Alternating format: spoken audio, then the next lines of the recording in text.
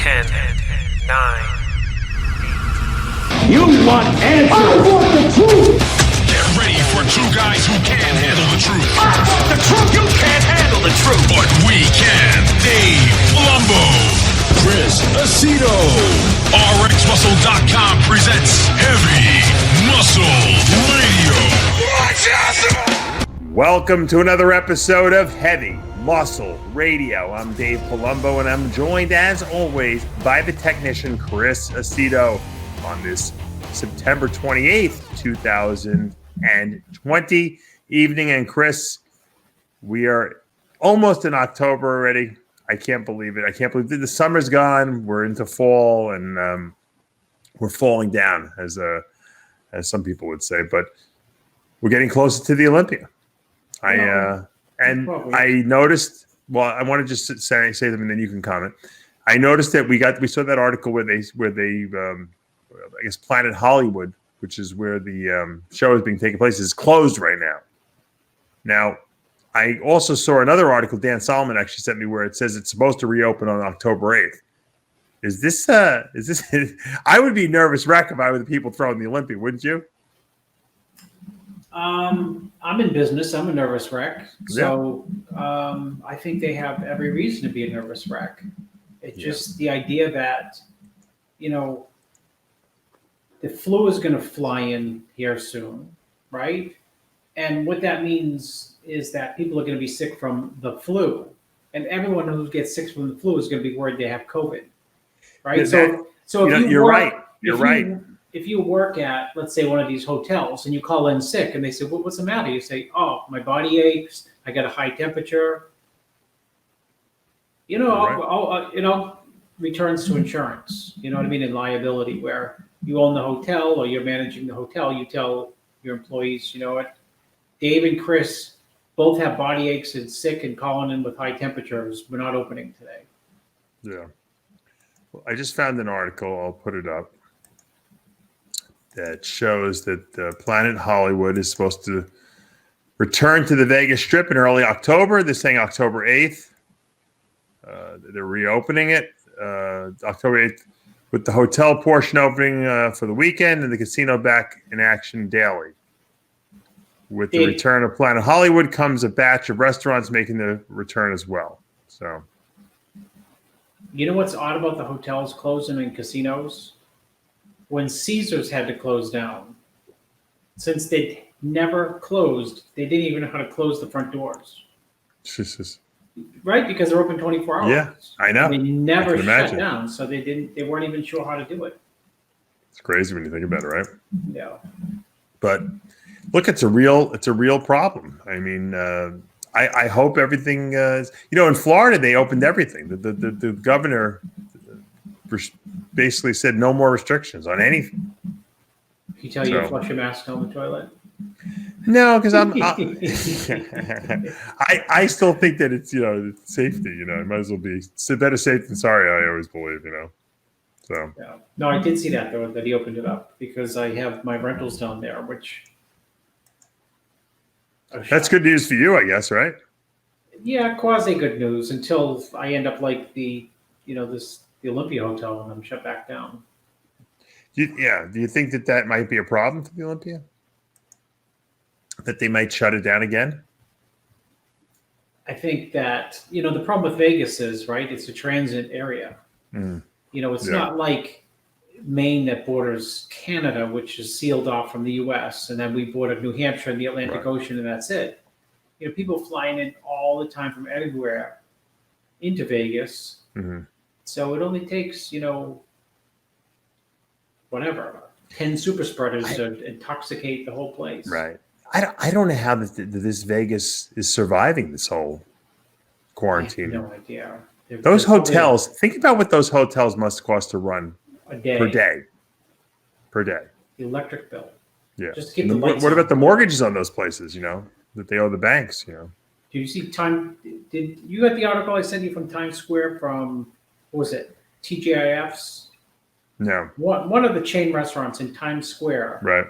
Their income is down 93% since March. God. They're doing $2,500 a day, and they used to do 35,000 a day. and it probably cost them like my 10 grand a gosh. day just to survive there, because with the rents and I'm stuff. sure. Some of the hotels in Times Square they're converting to apartments. Are they really? Wow. Yeah, cut 2 of them. Yeah. Maybe you So can they're- get in there and grab us some I cheapies. know. Well, we'll call it the Aceto Palumbo. I think the governor of Florida is opening everything up because he wants everyone moving here. I can't, Yeah, I'm moving there. I know my real estate friend, Gwen here, is telling me that people are buying houses, Chris, I'm sure. sight unseen, Yep. just on video tours they're seeing online. It's crazy. Well, people want to get into like where you are. Yeah, right where I am. I'm talking about. Yeah. I mean, I would consider your quote out in the country, right? I mean, neighbors are not on top of each other. Well, just where, yeah, but you know what? Where I am is like kind of like an anomaly, even in my area. The houses are closer. Most of the houses. I'm just happy to live in a little kind of private community, but Yeah. most people don't have as much property as I have. So my goal is to. I'm like you now. I'm a real. I want the whole block. I want. Yeah, why not? Right. Why not? You put the gate. Right. You need the gate Right. for the street. Yeah. Right? I want my And the gate sister. up. I got to get my sister across the street. I got to get you on I got to find a big lot for you also to move down here too. Yeah, I may have to. If taxes keep going up. That's right. Get you out Speaking of of, Maine. Donald Trump paid $750. Did you see that? $750 for the I'm whole worried year. I'm worried about leaving Maine with an 8% state income tax. How people always ask me this, and I'm not that adept on it. But how do very wealthy people get away with not paying taxes? Because they have a lot of write-offs? Is that what the problem is? I mean, that's how they do it. They have a pencil with a huge eraser on it. No, I know, but what is it? They have like a lot of businesses that are losing money, so it comes off deducts from what they're required to pay. I think the thing with him is that he had $1 billion loss in 1990, $1 billion. Oh, You can carry that forward for 5 years, right? no, I think it might be 20 years. Oh, I didn't know that. On real estate, it might be 20. It might be infinitesimal until the $1 billion is used up. Wow. So if he has a loss of $1 billion, and then he has an income of $1 billion, he ends up paying zero. Oh, I see. All right, that makes sense. But I think there's more to it than that. Who knows But I did see the 750 and That is a lot, though. I mean, that's probably hurting them. $750. I know. I'm making a joke. Hey, at least he's paying something, right? Yeah. Well, he did take a big cut in salary when he became president, right? And he said, and he doesn't take the money from being president, right? He doesn't take a salary. Yeah, he gives it to Donald Jr. I think Oh. Donald Jr. he doesn't really. Donald Jr. is a big bodybuilding fan, from what I Is he? understand. Yeah. No, he watches the show. Oh gosh. Yeah, better be nice. Where'd you to hear him. that from? Where'd you hear that from? I know people who know him, so He's got little shoulders, I guess. he trains. He trains. Yeah, no, he's into bodybuilding. You send him to some of your products, see if he uses it. I should, if I can get an address on him. I should send him a little care package. Send it in care of the White House. They'll get there. Right. Well, Donald doesn't work out because he says that he doesn't want to lose any energy, right? Yeah, he's totally against it. He's He hates conserving working out. energy. Yeah, Well, for someone his age, he's got a lot of energy. he does. I hope I have as Ton of much energy. energy. A lot Yeah. of mental energy too. I think though you know how they always said that Teddy Roosevelt was very manic, but you know how like some people are what would they call bipolar, which would be manic, and then they can go into depressive stage and they go manic.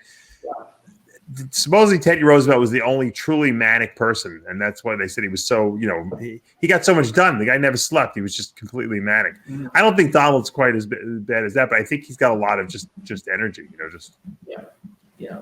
He likes what he does. He can't wait to wake up and then get started, so to speak. He may pop some Adderall. Who knows? I don't know. Who knows? All right, let's talk about some stuff. Did you see Lee Priest is Coming back? taking a lot of ribbon because he has a GoFundMe campaign up? Yeah, for what?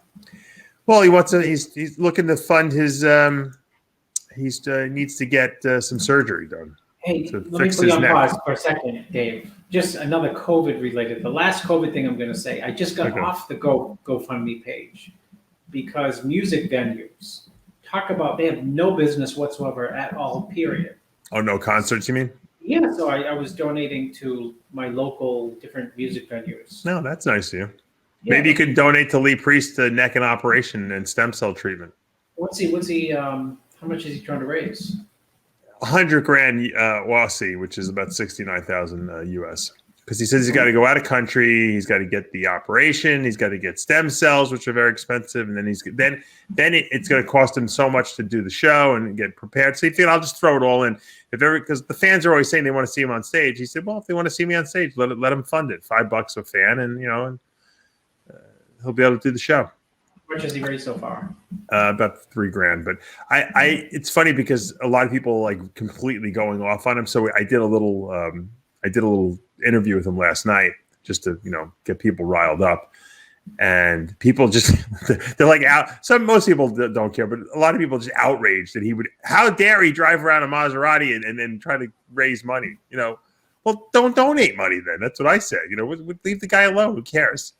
Oh, I didn't know he drives a Maserati. I figured if he's on GoFundMe, he's broke. Like the music places are broke. That's well, his whole thing is that he's like, well, if I'm gonna, it's like Trump raising money or Biden raising money, for his re-election campaign. I mean, they have a lot of money themselves. Why do they need to raise money? Because they don't want to spend their own money. People want to see him elected. They donate money. If you want to see Lee Priest get back on stage, and have to get his neck fixed so he can compete, with the symmetrical body because he's got like some nerve damage on one side, then you got to fork over a few bucks. And I think enough people love Lee Priest. I'm sure Blackman probably donated $1,000 or so to the fund. How long is he? So he has $3 grand out of 69 grand. How long has it taken him? How long has it been since he raised it $3?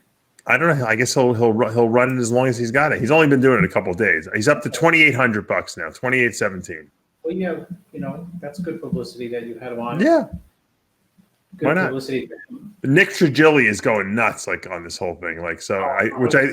Which Lee loves, the fact loves to rib Nick Trigili. So why? What did Nick Trigili say? No, he's outraged that he's going to do a whole podcast on it, and Lee's like, making fun of him and everything like that, breaking his balls a little bit. So anyway, if you want to donate to the Lee Priest neck and operation and stem cell treatment fund, then you can go on GoFundMe and click on that. I get no proceeds. He did say he's gonna have me coach him though if he gets the operation. He doesn't like coaches. Why is he? I know, but that's why he's going to use me. Just to get people mad at him. I don't know. He wants me to be part of Team Priest. He may blame you if you're not. I actually would prefer that you train him. Actually, but I just cut sodium. That's true. You'd like to work with Lee, I bet. You could probably do a good job with him. Well, no, because he's older. So Yeah, but you got Sean Roden who's older. They're about the same age. Kamal's 50. You saw the picture. Yeah. You maybe you're going to be the old man guy. The old man. Did you? Hey, you know what? I heard that Bertil Fox died. Did you hear that? No, I didn't know that. Yeah, someone told me that. I don't know if it's true or not. I've been trying to look it up. I keep asking you to get Rick Wayne on the show. I asked him. He was hemming and hawing. What would he say? No, he's like, I don't know. It's just like it was complicated, That's him. He's complicated. But you know what? When you do the interview with him, you'll say, you know what? It was worth it. No, I want to. I talked. I actually went back and forth with him a little bit already. Nothing against no one who thinks they are been around the sport for a long time. Yeah. Outside of Joe Weider, I don't think anyone knows the inside scoop, and anyone knows the inside with Arnold, Franco, and that generation as much as Rick Wayne. No, I know. I want to get him on. I've been reaching out to him. Rick Wayne, for people who don't know, was an unbelievable bodybuilder, phenomenal physique, who ended up being the editor-in-chief of Muscle Builder before it was Muscle and Fitness. And people don't even know what that is, right? Right. No. Which was a magazine. Did Rick Wayne know Bertil Fox well? Is that why you're saying it? I think they're from the same country. They're both from St. Lucia, I believe. Oh, really? Oh, so that's the connection. Yeah.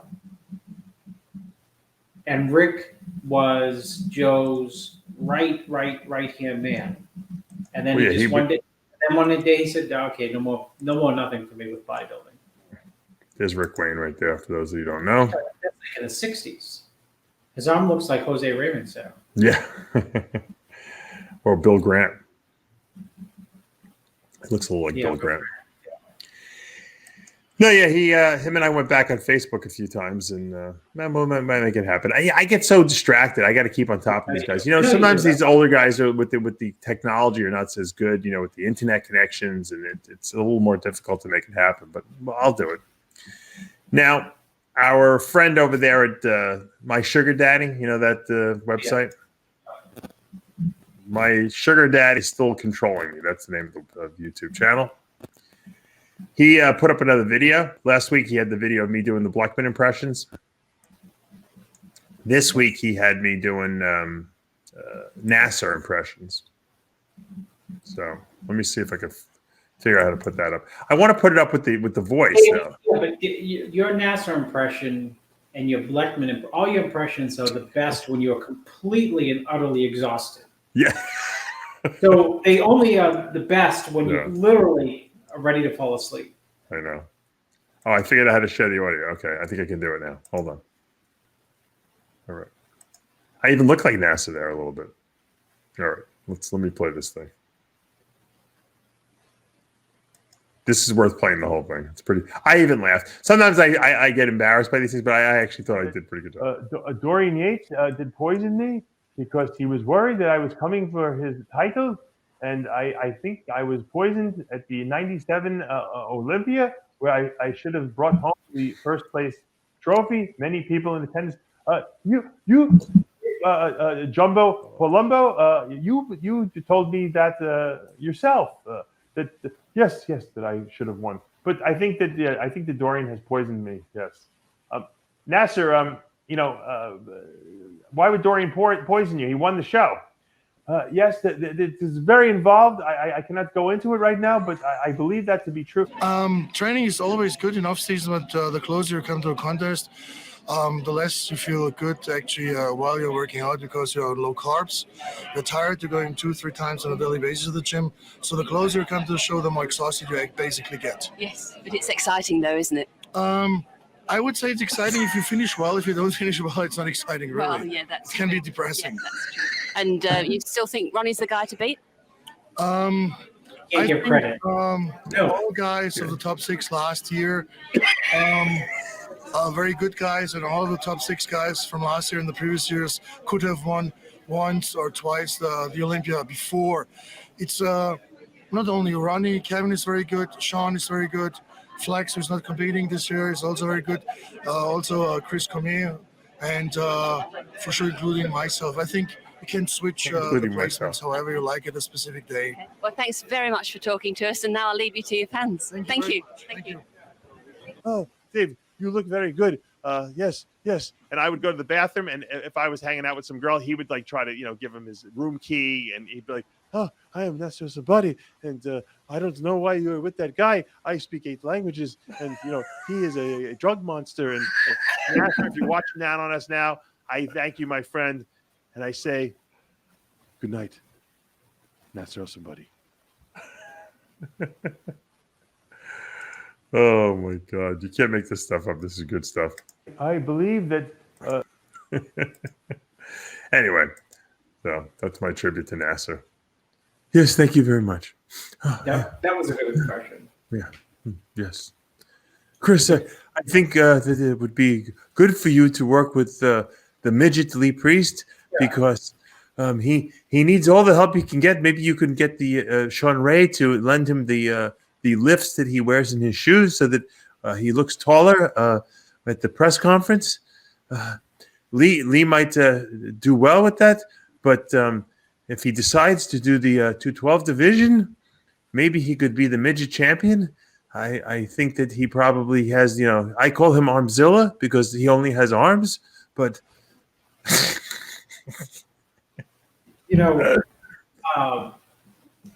that was the most politically correct Nasser probably ever was. Oh yeah, that was even that. He picked the bad one. Usually he's insulting to the women interviewers. Here. Well, he just throws everyone under the bus lightly. Yeah. Yeah, he's He's not the most politically correct person. Let's talk about. I don't know. What do we want to talk about? I wanted to just mention there was a pro show this past weekend in Lake Tahoe. It was a bikini pro show that was won by. Actually, Ashley Kaltwasser lost the show. She's been in almost every show this year. Casey Samsel won that show. Let me just pull up a picture. Everyone says we don't cover the women, and I want to at least give them some due. Who's everyone? So, here we go. I'm stalling here. Dave, see my radiator behind me? Yeah, what about that? I found out today that, do you know why radiators were invented? Radiator heat. I can only imagine. Why? During the I don't know the history of the radiator now. The pandemics of 1918, they are meant to heat up apartment buildings so hot that you can leave all the windows open all winter. Wow, really? So I thought they would have killed the bed bugs maybe back then. So that things could, air could circulate and it could still be like 75 degrees in the apartment. Ah, interesting. People make fun of my radiator behind me. That's well, yeah. I mean, you have an old house. Like when was your house built originally? I thought 18 something. Yeah, I mean, my father would call that a classic. It is a classic. This girl is the winner. Casey Samsel, yeah. She looks crazy. How's Yeah, that she for looks bikini great. assessment? That Isn't is a it crazy how the bikini. bikini girls are so good nowadays compared to what they were when they first started? That is off the hook. As Joe Waist- Romano would call them beer. What does he call them? Beer barrel? Yeah, some kind of name for the bikini division. She looks like someone drew her. Yeah, the top bikini girls are really, really impressive. I think I love the physiques actually. I didn't like it when it first started because it was really like a hot body contest. Now it's really athletic looking, And she beat Ashley Kaltwasser, who I'll pull that picture up, and she was impressive too. She's always impressive. She's the 3-time Olympia champion. And you know what the funny thing, Chris, is when she won the Olympia, I didn't like her physique. I thought that they were giving her gifts because she didn't really have a lot of. You didn't like that she wasn't. You didn't like that she didn't have enough leanness and muscle, right? Right. She was athletic, but she had no like her body just looked like she had been training for 6 months. Yeah. Now she's got a killer body. Midsection's lean. I mean, but if you see her also, watch her Instagram. She's a very entertaining person. She's got a great personality. I've interviewed her before, and I just love her personality. So for her to lose, I mean, this was like an Olympia lineup here they had in Tahoe, and she's been doing the old Milo Sarshev. She's been doing every show. Yeah. That's hard to diet year round like that. It's crazy. Well, there's no bulk in phase, so it can't be that hard. Well, I mean, but still, for women, I mean, women, they don't stay lean all year round. That's not so easy. But they're good non-eaters. Men bodybuilders bulk up and then they love to eat, and then it's different. I'm hungry. How many guys do you work with? I'm hungry. Well, that's part of the game. Hungry. Tired and hungry. Like, what are you so hungry for? This is what you do for a living. I said, don't worry, but hunger shouldn't matter. I said, pretend you're in jail. So if you were in jail, right? If you were in jail, you would the hunger wouldn't be so important. You'd want to get out of jail. That's what would be important. Border States was this past weekend as well in San Diego. States, man, that show's been going on for years. I know. I've been trying to find pictures of the winner. The guy was from India who won the men's physique. Bhuwan Chauhan. I want to see pictures of him. I don't see. I looked on NPC News. I don't think they have the pictures up yet. I'm gonna mail them out there. That's. I mean, was that the first Indian ever to win a men's physique overall? I mean, pro show. No, I don't think so. I think it was Who? From India. From India. Yeah, maybe. I know. What's that guy's name that Justin works with? Amit Roy. I don't think he won a show though. He's been second in 212 shows. He went to the Olympia though. I don't think he won a show though. He switched. Did he? He switched, right? No, he's doing classic, right? Or is he doing 212s? I don't know. That's a good question. I don't think he's working with Justin anymore, is he? Milos. Oh, you told me that, right? Milos. Yeah. Yeah, they don't have the pictures up on NPC News yet. I'll have to look next week. I'll try to get him up to show you guys. But congratulations, he's going to the Olympia. That's got to be exciting, right? What's better than that? It's amazing he got over here from India. What's better than that, other than having an audience?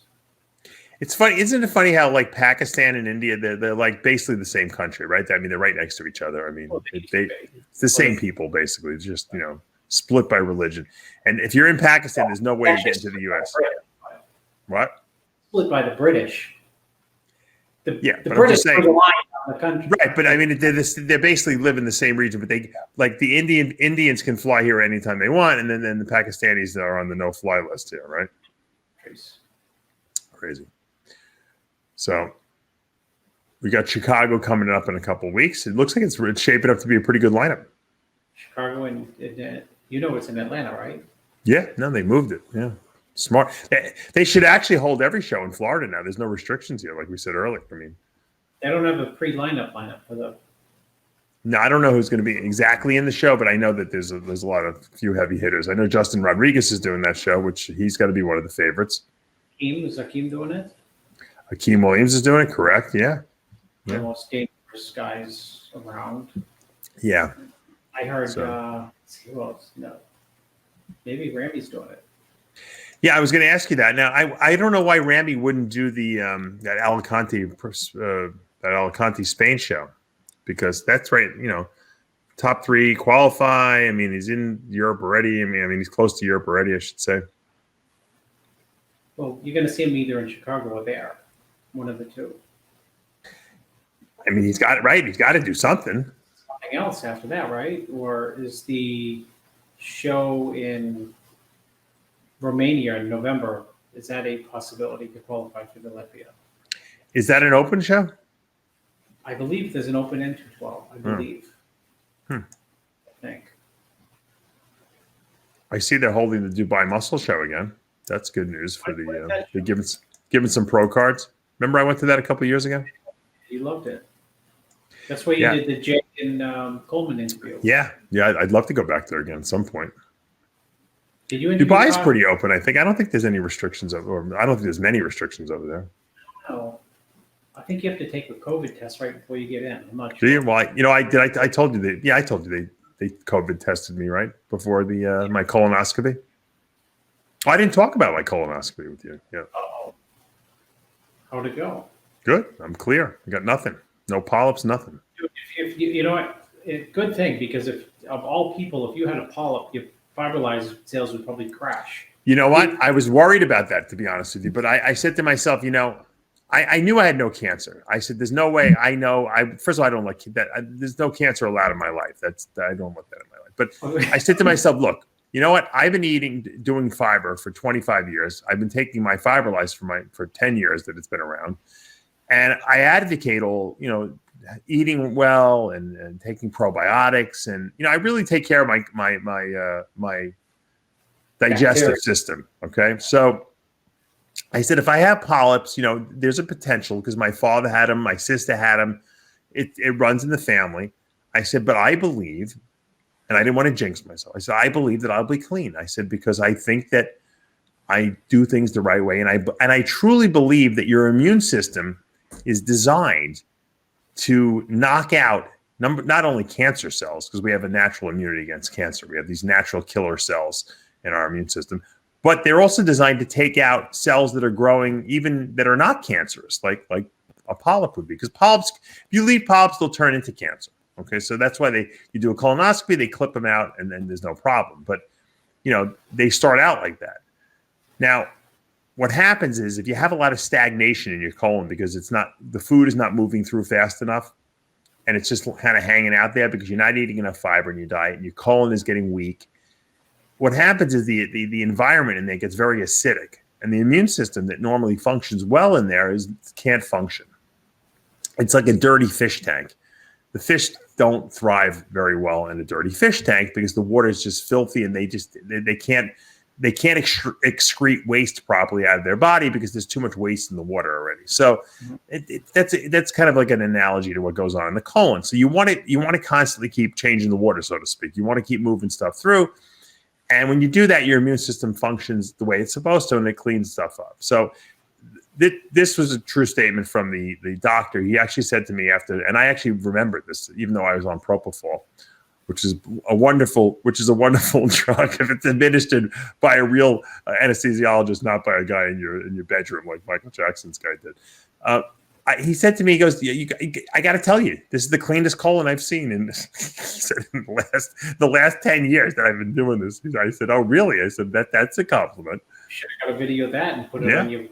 I should have. There's a test. I told him, I said, I make a 5 or something. He goes, well, your sales should be through the roof after this colonoscopy. He's like, I don't need to see you back for 10 years. I said, all right, good. So it wasn't so bad. And I did it in a hospital because, I got my defibrillator. So because of that, they got to do these tests when they knock you out in a hospital, which actually it took a little longer because of all but I actually liked it better because I felt like I was in a much more comfortable environment. When you got knocked out, was that like a vacation from the kids? Admit it.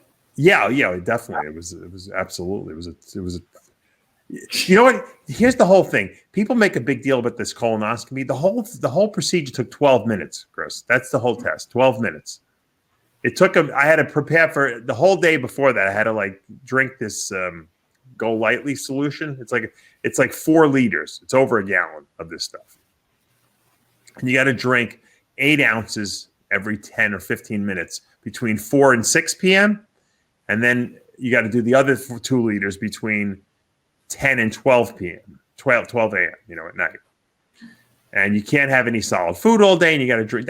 I was going crazy. I was so hungry all day, and I just wanted to eat something, but I stuck to the thing. I was eating a lot of Jell-O, sugar-free. What my problem was? My calorically, I was probably really low, but what I did was I mixed like a Gatorade Light into that Go Lightly. So I put 4 liters of Gatorade in there. Because I figured, I know myself. If I don't replenish my electrolytes, I'm going to start cramping and stuff like that. I'm going to pull like what's his name? Who cramps all the time on stage? Delay. Yeah, delay. Pull delay. So I gulped down the first dose, and I realized that I had it in a shaker cup, which was actually 16 ounces. So I downed 16 ounces to start with. And they say take it easy on the first couple of doses because, you could get crampy from it. So I got a little weird. I felt a little weird right after, but I don't know if it was just psychologically or not. My wife's like, she's like, what are you doing? That's like double the amount you're supposed to drink. I'm like, I probably drank it seriously in about 3 seconds. I didn't even taste it. I just poured it down my throat. I said, this is going to be easy. I can do this all day long. So after about an hour of doing these every 20 minutes, doses, then you start having to go to the bathroom. The first couple times is a little uncomfortable. Now, some people get nauseous. Some people get really crampy. I think because I kind of use fiber on a regular basis, I didn't have that much in me. So, and I hadn't been eating anything all day. So I got the first, couple poops were a little, more explosive. I guess it's kind of like diarrhea, not to just gross anyone out. And then you take like a reprieve from 6 to 10 p.m. But then I fell asleep in my daughter's room, so I didn't start till 11 p.m. So I was behind. So I think I got to play catch up, right? So I started doing a little bit more than I should have.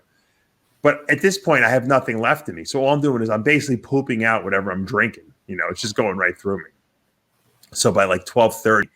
12:45, I actually finished my my therapy of drinking all this thing. And I was slamming these things out. Literally, I was like, there's no way this is going to defeat me. Because I know some people they just can't handle it. I'm like, this is a joke. Come on. They can't handle what? The drink? Or the drink, yeah, because think about it. It's a lot of liquid, and it doesn't taste terrible. It doesn't taste great.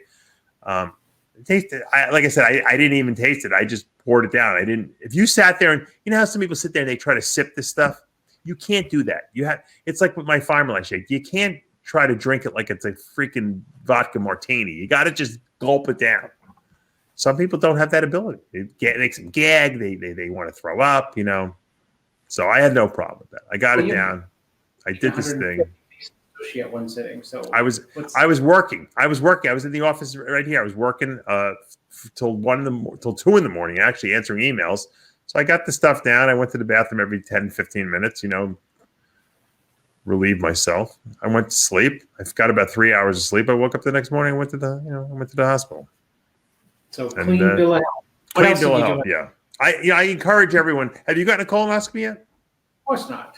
You got to go get one. You got to do it. You know why? Because you get 10 years after that. If you're clear, they don't want to see you for 10 years. It's worth it because you know what? Just to put peace of mind, I tell people. You know I was supposed to get one until you told me. After look at George Farah. I mean, he had colon cancer. So I mean, you don't know. I mean, I know him. He eats clean. He's a clean eater. I don't know if it was stress maybe induced by him or what happened, but you don't want to find out you have colon cancer by going for a colonoscopy after you have symptoms of something being wrong. So at least if you go ahead of time, if you do have a couple of polyps in there, you can get them cleaned out. And then you can get on my fiberlyzed product and start doing it the right way. So you don't get any more. That's the key. No, but seriously, I'm not trying to sell you product. I'm just trying to say there's certain things that I like to put out there as I'm getting older and you're getting older and we're getting older. There's certain things you got to start doing and to take care of yourself. And I'm learning, luckily I always knew about fiber and I knew that would be something that down the road would be something that would save my colon, just like not eating a lot of sugar and checking your blood sugars is not a bad thing too, because you don't want to wait till you have full-blown diabetes to start, treating, so to speak, and taking care of, issues that you might have. If you're running high fasting blood sugars, you want to address it now before you burn your pancreas out. Likewise, if you have a blockage in your coronary artery of your heart, that's why I tell people to get a cardiac CT scan. You want to know about that so you can get a stent put in there so you don't drop dead of a heart attack. So these are very, very minor things that will enable you to live a much longer and healthier life. I mean, it's not like they're really that inconvenient, It's just that people don't want to do it because it's like the whole idea of that's why I should have had a colonoscopy 2 years ago, but I kept putting it off. You don't know the checklist either. I mean, I didn't know you're supposed to get a colonoscopy after what? 50. Yeah, 50. And if you have a history of colon cancer, you should do it at 40, really. It's funny because I have a history. My mother's whole side, they all get cancer, but no one actually died of colon cancer. There was liver cancer, there was pancreatic cancer, breast cancer.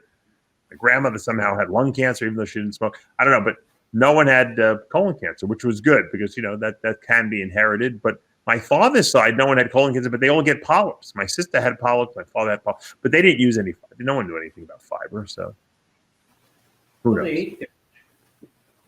My father didn't eat terrible. I mean, but he didn't really have any symptoms. He would go for a colonoscopy, I think twice, and they clipped a couple of polyps out. But he was older already, so I don't know. He was probably in his 70s when that happened. He was in his 40s, 50s, and 60s. So I mean, there was less terrible things to eat back in the day. You want to hear someone complain about a colonoscopy? You should have heard my father with the prep that he had, the complaining that he did with the prep. That's what I was traumatized. That's why I didn't want to do this, Chris. I remember my father complaining about this prep that he had to do and, shitting my brains out. That's like my father's favorite expression. I can't take this. It's all right. I can't stop going to the bathroom. I'm crapping my brains out. That's all he would talk about. I thought he was getting like, I thought that they were like, I didn't know what they were doing to him. He made it seem like it was like like a week he was doing this straight. There was no way. It was only one day, obviously. And then, my dad doesn't like to get up early the next morning. So, of course, he was stressing about it the whole night, so he didn't sleep. I think I had to drive him there. Either I drove him or his friend, I don't remember, but he was complaining the whole way.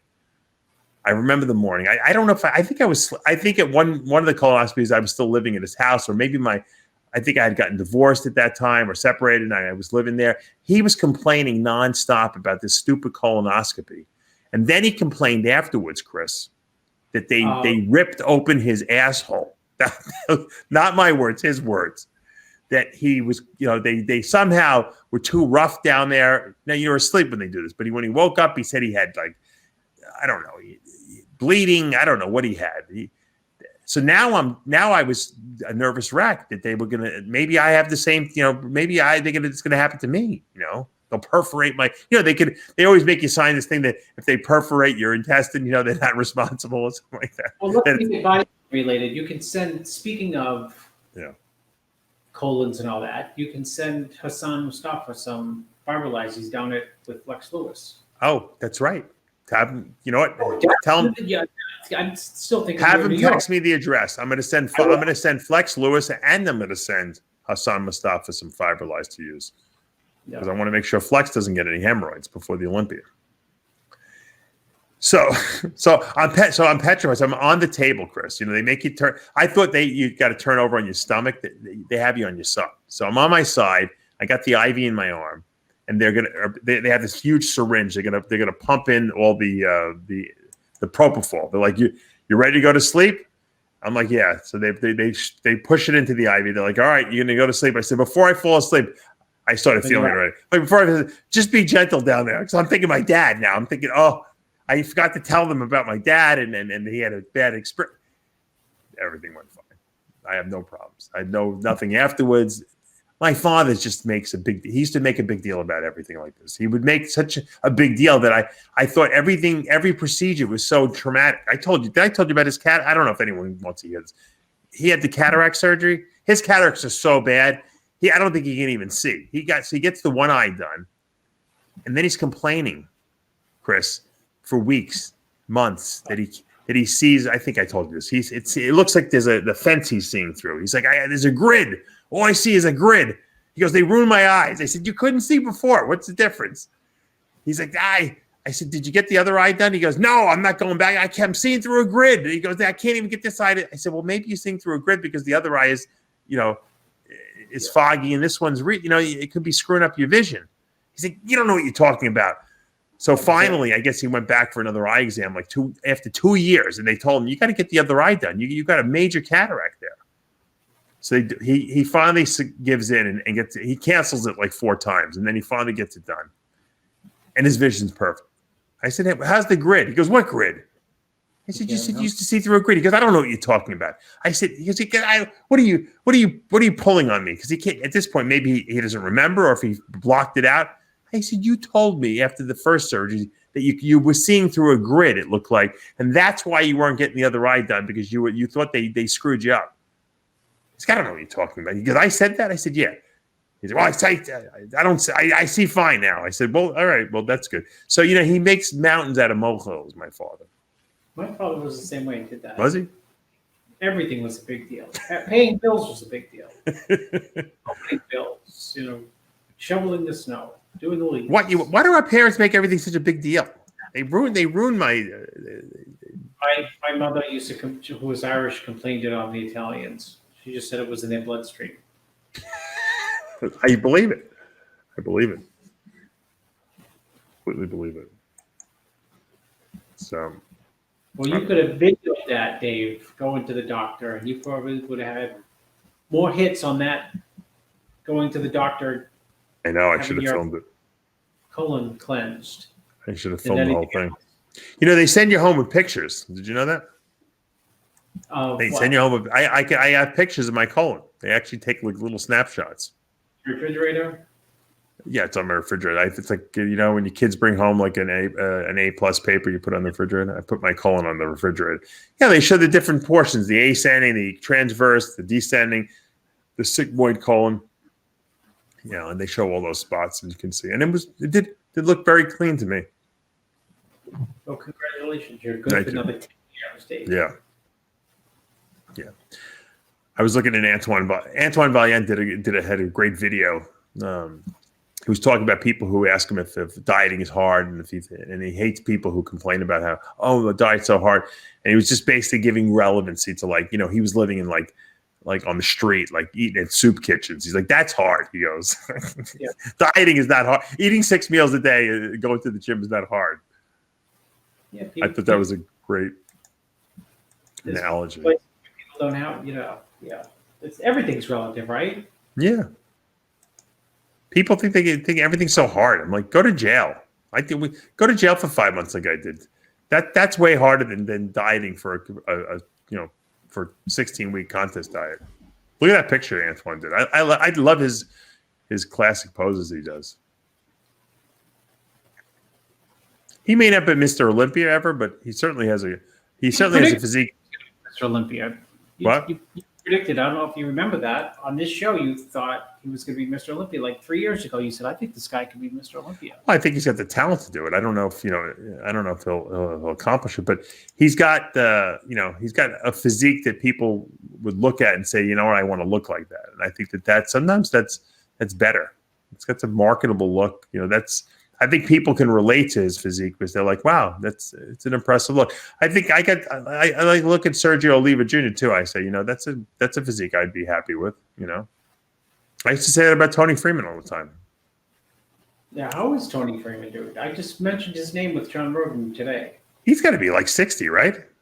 He's going to be mad at me. He's probably like 58 or something like that. But no, he's the ageless one. He talk about colon. You want to get someone to talk about colon health? Tony Freeman is the guy to get on. Into the enemas.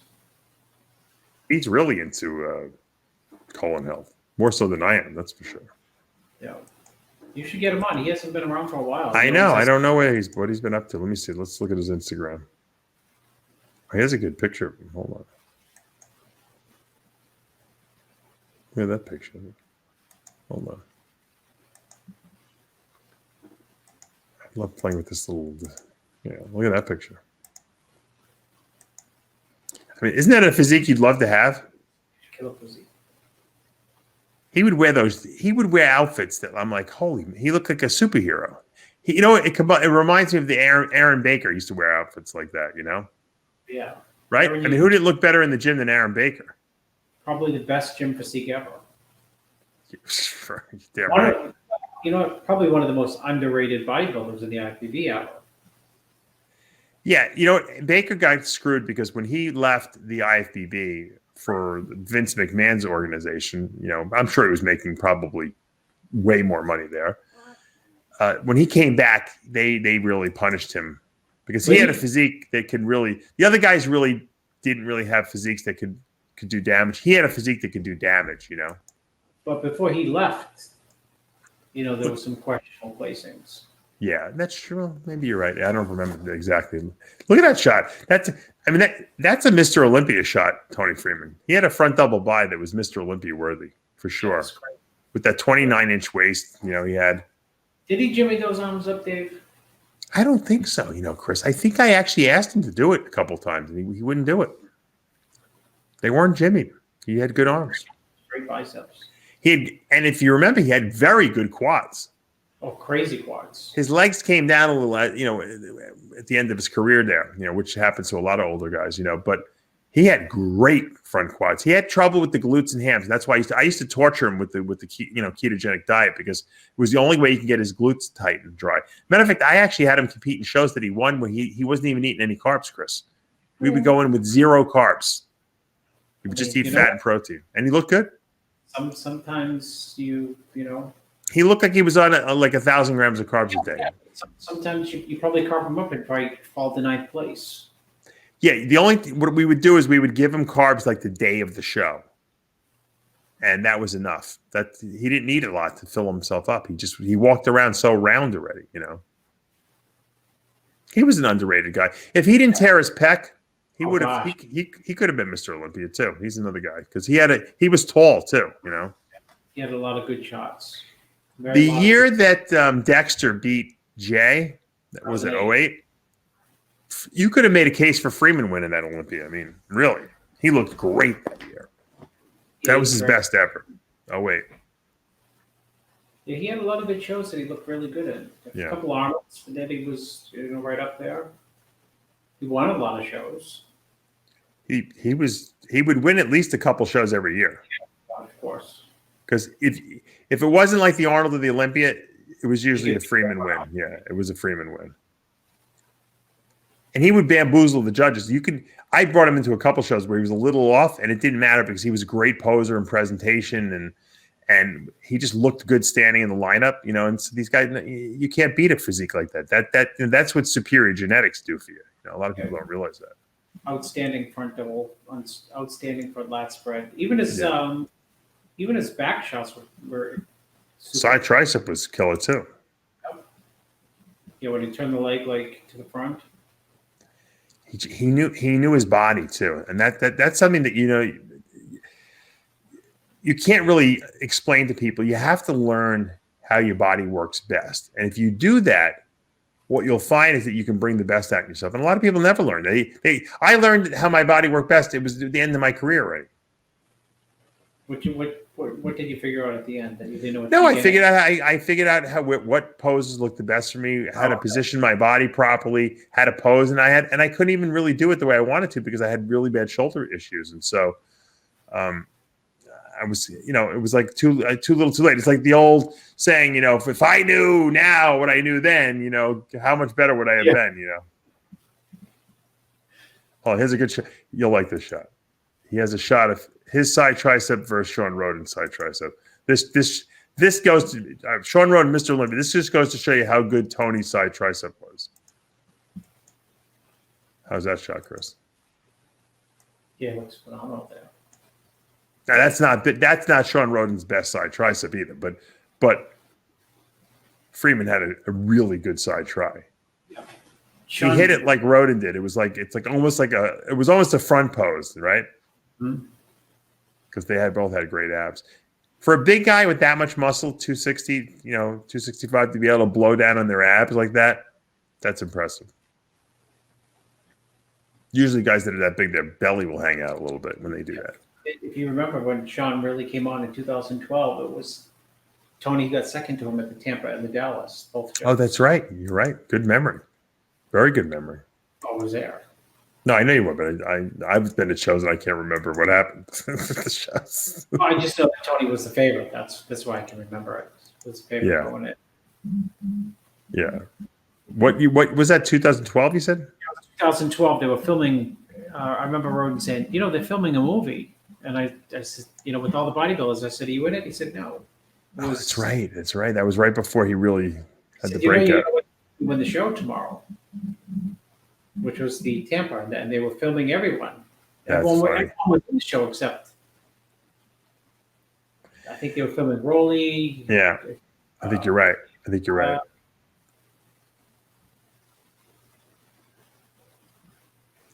I'm sorry, Tony should run for mayor of Atlanta or something like that now. I think he'd win. Well, he's a great talker too. I don't mean that in a negative way.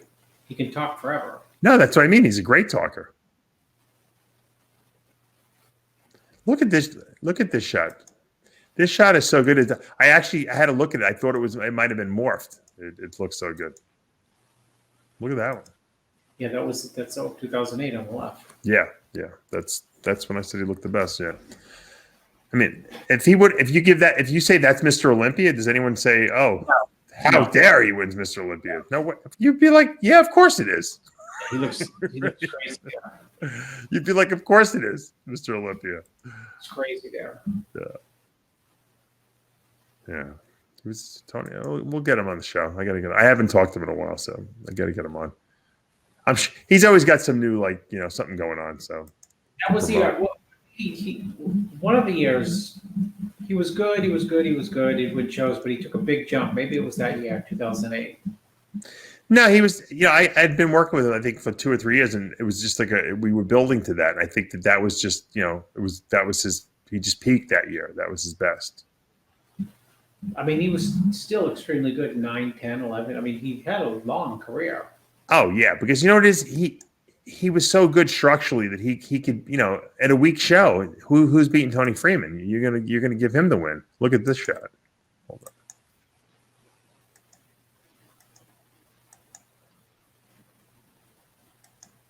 Look at that crazy. Yeah, they did call him there was a reason they called him the X-Man. I mean, he had an X frame. You can't beat an X frame in shape, Put up a front lat. That's his best shot. Yeah, he knows how to hit that shot very well too. Let's see. He's got the wheels. He's got width and he's got legs. He's very comparable to Sean, right? Yeah, I think they match up really well. Sean's better from behind, might be better from behind than Tony was because Sean gets gnarly hard from behind, right? I mean, they both are wide, tiny waist. Here's a Freeman front lat spread on this, I see, but it's not his best front lat spread, but this is the only thing I can find at this point. Yeah, I've seen him more diced. Yeah. That's, he's not as lean there, but anyway, he was good. Tony was really impressive, and like I said, his career was not what it could have been because he had that pec injury. He missed 5 years. He found a doctor who could repair the pec, and it still had a divot. It wasn't terrible, but the fact that he was able to come back and then so he had to almost play catch up after 5 years, and he was older at that point. So had he never had the pec injury, and he would have, never had to take off that time, he might have been. I mean, he was a guy. I remember Tony back in '94 when DeMeo won the Nationals. He was a guy who was always up in the top 6, right, at all the top national shows. He wasn't even that big then. He would look like Michael Jackson then. He did look, when he came. Well, he was thin. He had the structure, right? Yeah, you could see he had the structure, but you didn't know if he'd ever put the muscle on because a lot of guys, just can't grow like that. When he won did he win the USA or the Nationals? He beat me at the Nationals. Oh my goodness! In 02. Matter of fact, a lot of people think I should have beat him that year because he wasn't that big. That was the year he had just come back after the pec tear, so he just didn't have the muscle yet. It was after he won that show that he made the big leaps and grew after that. Well, he would have beaten you, right? Standing relaxed. Easily standing. He wasn't that hard though. You know what though? I saw him the next day in the gym. We were both doing photo shoots for MD, and I'm like, and he filled out a little bit. I'm like, yeah, I mean, I'd rather have his physique than my physique, even though I was way harder than he was. I'm like, I'd rather have that physique. I was looking at him in the gym, and I'm just like saying, I wouldn't mind having that physique. Well, I mean, that's a good thing to say because a lot of people would just look at him and say, oh, I killed him. No, I hated looking at pictures of myself after the next day after these shows. I always was like, ugh. But you know what it is? I was impressive in person because I was so grainy, gnarly, hard, and that really shows off. You have to be there in the front row to see that, I think, in a physique like mine. Whereas Tony's the kind of guy that he could be out of shape. You see pictures from the show, you're like, how did this guy not lose the show? Well, and you could see him 20 rows back, and it looked like whatever. Yeah. He just had that round V taper, X. It's an X, Dave. Not a V. The X. We'll call him the X Man. I'm going to give him a nickname, the X Man. Woo! Who came up with the X Man? Blackman came up with the X. I think Blackman came up with the X Man, unless Lonnie Teeper did, and then Blackman stole it. I don't know. He used to be in those crazy ads for Jack Owax products, which were the shotgun product. Yeah, VPX. You're right. He did a whole tour. Yeah, he did a whole tour. Jack knew that he sent them all around the country. I don't know if Tony made as much money as he probably should have for that, but Tony was that front man for that product for he sold a lot of shotgun product for Jack. I remember that. What was shotgun? Like a pre-training? It was like a pre-workout. Did you? By the way, did you see the Jack Owak interview that I did? I don't think you did. You got to watch it. I told you how he was talking about how he made $1.2 billion last year. 1.2 billion. Billion with a B. Yeah, with a B. Well, he bought that warehouse for. Didn't he buy 2 warehouses in Florida? For how much? It was an insane amount of money. It was an insane amount of money. But I thought he was going to. They were like in an industrial park. I thought he was keeping it. As an industrial park, he was going to rent it out. I thought it was like an investment. No. He's building. There's 3 big buildings. He's connecting them and making some crazy. He's going to have the fastest drink line in the world. They can crank out something like 4,000 bottles a minute or some insane amount. Big sellers, the Bang product. Bang. Well, he's got. From what he told me, Bang, he has an exclusive deal with Anheuser-Busch, which is Pepsi, to distribute. It's a crazy amount of money. But then he has his own line of the red line still that he exclusively distributes himself. He said because the problem with Anheuser-Busch is that they have very wide distribution. In other words, they're everywhere, basically. But they're slow. So, he comes out with a new drink flavor every 4 weeks. And they just can't keep up with that because it takes them a while to process everything and get it into the system. So he has his own red line where he can pop out new flavors because he's always making new flavors.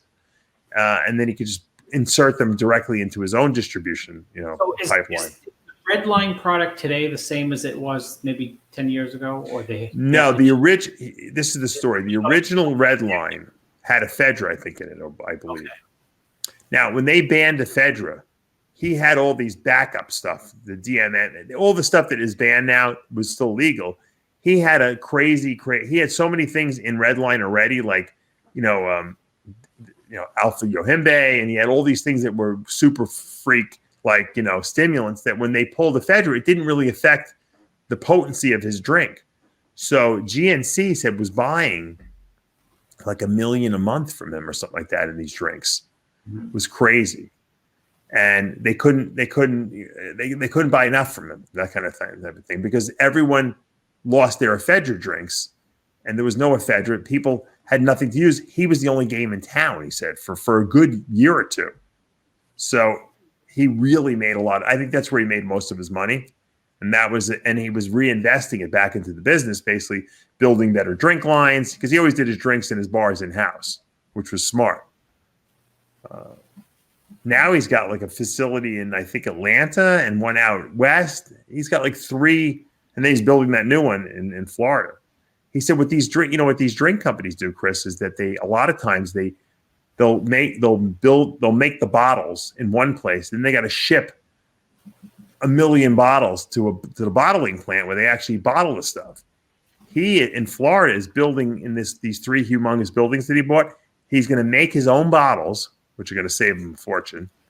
And then he's going to bottle it right there. So there's no transportation of them. So that's say, if you save, he said, 1 penny per bottle, he's like, that's a huge, huge savings. Matter of fact, he said he's been in litigation with Redline, with Red Bull, who he beat actually. And with Monster, he's still fighting them. He won't give up. He said he's the only person who hasn't succumbed to Monster. Matter of fact, he told a great story about the guy from Red Bull called him up, and they kind of became friends during the lawsuit. He's like, he goes, how much have you spent on this lawsuit already? Jack's like, how much have you spent? He goes, well, $750,000. He goes, this is ridiculous. Jack's like, I spent the same amount on my lawyers. He's like, well, maybe we could. So then they went to arbitration, and Jack really won, because what happened was Red Bull was saying, this guy is, in order to say someone's infringing upon you, you have to show that they're a knockoff and that they're costing you business. But Jack was actually selling Redline for more than Red Bull. So if you're selling a product for more and you're making money, then you're not trying to undercut the other guy. So the judge is like, Mr. Owak is not doing anything wrong. So Jack agreed to change it. He had a white cap on his bottle or some kind of color that looked like Red Bull or something like that. I don't even know what it was. He had to change the cap color or something like that. That was what his punishment was at the end of the day. He's always had like the best colors, the best marketing. Yeah. He's a genius. He really is. He's a mad scientist genius. I missed that. He was a science teacher for many years, in school. So he's not a dummy. He actually had a good science background. Most people who own supplement companies, don't have that kind of a background in education. So he was an educator for years, and he just loved it. He talked about how he lived in a store, and the store he had in wherever it was, Deerfield Beach or something. Yeah, it was Pembroke Pines. That's right, Pembroke Pines, right? Because his ex-wife worked at the gym, right? To go down. I used to train at Gold's in Pembroke Pines, and I went by his store when he used to live in it. That's funny. You saw him in the store? Yeah, the store was unbelievable. Oh, it was? All color coordinated. He had enormous amount of inventory, and I was like, what type of store is this? I thought it was like a GNC. He only sold his products. Right. So well, he said that. Yeah. Good. And and here he is now. My joke again, which you didn't hear. He's paying more than $750 in tax. Yeah, I'm sure he's paying $800. I think he said that when he would order Metrix, Chris, he would order so much of it that he couldn't fit it in the store. So he literally had to sell what was on the sidewalk in order for him to be able to. In other words, as soon as he got his order in, all his customers had to come and buy their stuff for the month, because otherwise he wouldn't be able to get it all in the store. That's how much he would order. The people at been- Metrics couldn't believe it. He's been around. Supplement owners come and go, Yeah. or they have one product and it's up and then dead and that's it. Yeah. He's had a continuous line. What's the name of his brand? VPX. Yes, he's been around for 30 years. Yeah. Well, he did the original, the pro hormones with the syringe. You remember?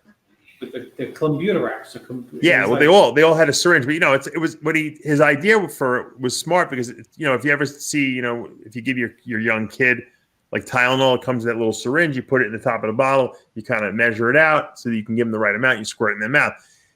He did the same thing, but he knew that little syringe you draw out would get in people's minds. They would think steroid. Oh, steroids. Oh, this must be good stuff, right? It comes in a syringe. It's Blackman-esque. Great marketing. Yeah, Blackman probably I should have come up with that myself. At that time, he had the bottle with the shrink wrap around the bottle, and the little syringe was on the outside the bottle. Yeah. So you look at it. And, I'll say one thing. Jack gave me a lot of compliments, like, for being, for all the contributions and everything that he's a very humble guy, and look, the guy is very, very wealthy now and he's very humble. And what the truth is, he would, if he was making zero money, he would continue doing what he does because he really does love it. A lot of guys do it because they're businessmen. He just likes what he does. I even asked him, I said, "Are you going to sell the company?" He goes, "Nah, I don't want to sell anything." I said, "What if someone came, but if they offered you a ridiculous amount of money?" He goes, they already did. He goes, and I didn't sell to the Anheuser-Busch, So I said, "All right, well, you must enjoy what you're doing." He goes, "Oh, I do." He loves going to that office every day. Now I remember how I know about the warehouses because I was reading real estate transactions in it was big news. Florida. It was huge news. Yeah. And I sent you the link that you sent it to me, yeah. Jacko Wax, wherever he's from, blah, blah. He paid an enormous amount of money. It's not like 3 million, 5, 7. It was like way ridiculous, retarded money. Yeah. I was thinking, gosh, does he sell that much product? 1.2 billion, Chris, last year. I think the warehouse one was 17 million, the other was 10 or something. Yeah, and that's chump change for him if he's making that much money, right? And he's the only owner of the company. He owns it himself. Yeah. That's a success story. But that just goes to show you, if you're smart and you're crazy passionate about what you do, and you take this, I would have a nervous breakdown with all the lawsuits he's got to deal with. Because you don't want to imagine fighting Monster and Red Bull. I mean, they got big time attorneys, Big money. Yeah. I mean, I guess he does too, but they got deeper pockets. But he doesn't settle. He'll fight them. He doesn't care. He used to have what bar? There was a really good selling bar that he had way back. Oh, that Zero Impact bar was delicious. Zero Impact, amazing taste. What was it? I ate one off of his assembly line. I went there to do an interview when Romano was working there, and it looked like a Tootsie Roll. He took it off the assembly line and handed it to me. It was hot still. It was amazing. It had no net carbs in it. Yeah. How? What do you have? I don't know how he did it. I think one of the problems was because it was so healthy. It was hard to keep the thing from going. Like it had a shelf life that was not that long because it was too healthy. The bar. You have to eat it off the assembly line. Yeah. Too many bugs. Yeah. You gotta spray. You gotta spray. I said, "What are you talking about? Spray? They spray for bugs. You don't know that with the bars." Bleckman was telling me that once. He said, "What do they spray? Bugs. They got to kill the bugs." I said, "You can't put a spray." There's certain stuff they can spray. You got to spray the bars. Remember Bleckman? Remember that mass bar that Bleckman had? That it was like a big Tootsie Roll. Lee Haney was used to endorse it. It was like this big. It was huge, right? Mass Fuel. That's what it was called. Mass Fuel bar. You know how many calories were in it? Was it you couldn't eat the whole bar. It was I tried, and I can eat a lot of food. You couldn't do it because your teeth would fall out. It was so hard to chew the thing. Right? It was like eating a huge Tootsie Roll. And I believed Lee Haney ate those bars because, I used to believe everything. You see those ads, man, Mass Fuel bar. You want to get big, you got to eat this bar. And I'm like, I got to eat the bar. I got to get this Mass Fuel. Yeah, I will say the Diet Fuel bars were amazing, though. Do you remember those? Of course. I endorsed them. Oh, that's right. You and Laura. Right. The Diet Fuel bars were terrific. Yeah, the Diet Fuel product was delicious. I don't know why they stopped making those bars. That I don't know what his formula was of those, but they were good. Low sugar, lower carbs, high protein. Was there sugar in them a little bit? A little, very little. Yes, very little. The Diet Fuel were good. Even the Diet Fuel product was good. Remember the shake was really good. The chocolate. Yeah. The vanilla wasn't so good, but the chocolate was great. You could make it into a paste just by adding water in it. It was like it was phenomenal. I was supposed to get a piece of the like a royalty on every, I forget. You probably still owe it to this day. Never got the paperwork. It got lost in the mail. Yeah, you would have made a lot of money on a royalty on those things. Holy 2.5% or X amount of dollars a month, whatever was higher. You really, and what happened? He just didn't want to sign the contract with you? I signed the contract, just never gave me the reports, which was so he actually owes you that money. I was supposed to get 2.5% of all Diet Fuel sales, or a certain amount of money, whatever was higher. But when I would ask, what are the sales, I would never get an answer. Sell only 3 bars, Chris. What happens when you want to get an answer from Steve? Did you see Kai's glutes? He changed the subject. You should tell Lee Priest, look, Lee, I'll donate half the proceeds to your GoFundMe campaign if you can collect on my 2.5% that Blackman owes me of all Diet Fuel sales. Change the subject, Dave. When did you ever try to speak to Steve about that? He changed everything. Steve, you owe money to Victor. He's calling me up, and he said the check hasn't been sent. Did you see Kai's glutes? Did you see that? Let me show you this Kai. Let me show you this pair now picture. Steve, you got to pay Victor. Look at these glutes. He'd have the little binocular. Look at the glutes. Look at the striations. Look how deep these striations. Here, take the eyepiece. Look. That's his notorious change the subject. Well, you nailed it. You were right. So I don't know what 2.5 is. Nasser, did Steve Blackman ever owe you any money? No. I don't do business with Jewish businessmen because I know that they do not pay you, Nasser. But he paid other people. Yes, but I stuck with I said, but Nasser, you work for Joe Weider. Yes, but he was not really Jewish. He was Jewish, but he was not Jewish. What does that mean, Nasser? It means he paid me. I think he liked the fact that I spoke 8 languages. I got to, if I would speak to him in German, he would give me an extra $100 on my paycheck. Why is that, Nasser? I do not know. I don't know. Joe loved Nasser. No, he did.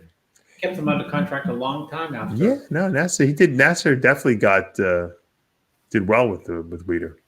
Weider liked the freaky. Yeah, he knew Nasser sold product too. He was a freak, Yeah. He loved freaks. I mean, look what it took him to get Ronnie. I mean, remember Ronnie was on the contract with Metrex, and Joe, he didn't want to leave because Ronnie was so loyal to Scott Connolly, and Weider had to throw a lot of money at him, I think, to get him to leave. I'm sure. And Ronnie didn't know the politics. Ronnie didn't realize that if you worked for Weider, you had a very good chance of winning the Olympia. I think Ronnie signed the contract at the Olympia or something like that, at the '98 Olympia for that. I'm sure. Immediately, prejudge him when it looked like he was going to right before preaching. I think he signed him. Yeah, he got him to sign. I don't know, because I think that I don't know if they were trying to get Chad a contract too. Ronnie was trying to get his whole family a contract at the same time. Well, man, I got to get Vicky had to get a contract, and his mother had to get a contract. Yeah, that's right, Vicky. Right? I think Vicky did have a contract. No, I know she did. No, I know, because I know someone who negotiated that contract for him. You know who negotiated that contract from, or was involved in that contract? And let me see if I'm blocking his name out for some reason. I don't know why. And I talk to him all the time. He's the guy who does the oh my God, the Bulgarian training. What the hell's his name? You know, Emmerich Delzig. Delzig, yeah. Yeah. Emmerich. Emmerich is very good friends with Joe Weider. A lot of people don't. They're good friends. Joe said, "You got to get Ronnie for me," and so Emmerich negotiated that deal. And that's when Ronnie kept telling Emmerich, he's like, "I got to give Vicky a contract too." And so Emmerich would go back to Weider.